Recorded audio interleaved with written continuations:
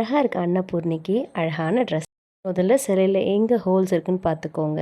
உயரம் எவ்வளோன்றதை செக் பண்ணி அதுக்கேற்ற மாதிரி கட் பண்ணிக்கலாம். இதுக்கு ஸ்டிச்சிங் மிஷின் தேவைன்ற அவசியமே இல்லை. 4 பக்கமும் இந்த மாதிரி ஃபோல்டு பண்ணி கையிலேயே ஹெம் பண்ணிக்கோங்க. இது கட்டுறதுக்காக 2 சைடும் மெலிசாக இந்த மாதிரி மடித்து ஹெம் பண்ணிக்கோங்க. இந்த பீஸை இந்த ரெக்டாங்குலர் கிளாத்தோட டபுள் சைடுமே ஜாயின் பண்ணிக்கலாம். சாரியை நம்ம எப்படி ஃப்ளீட் பண்ணுவோமோ அதே மாதிரி ஃப்ளீட் பண்ணி ஸ்டிச் பண்ணிக்கோங்க. முடிஞ்ச அளவுக்கு கிட்ட ஃப்ளீட் எடுத்துக்கோங்க. ஸ்டிச்சிங் முடிஞ்ச உடனே அயன் பண்ணிக்கலாம். ஒவ்வொரு ஃப்ளீட்டாக வச்சு நல்லா ப்ரெஸ் பண்ணி அயன் பண்ணிக்கோங்க.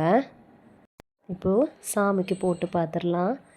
கேப் இருந்த இடத்துல அழகாக எடுத்தாச்சு. இப்போ ஃப்ரண்ட்டில் எக்ஸ் மாதிரி கொண்டு வாங்க. பேக்கில் நார்மல் ஒரு நாட் போட்டால் போதும். சாமி சிலையோட வடிவத்துக்கு ஏற்ற மாதிரி கட் பண்ணி ஸ்டிச் பண்ணுங்கள். அழகாக இருக்கும்.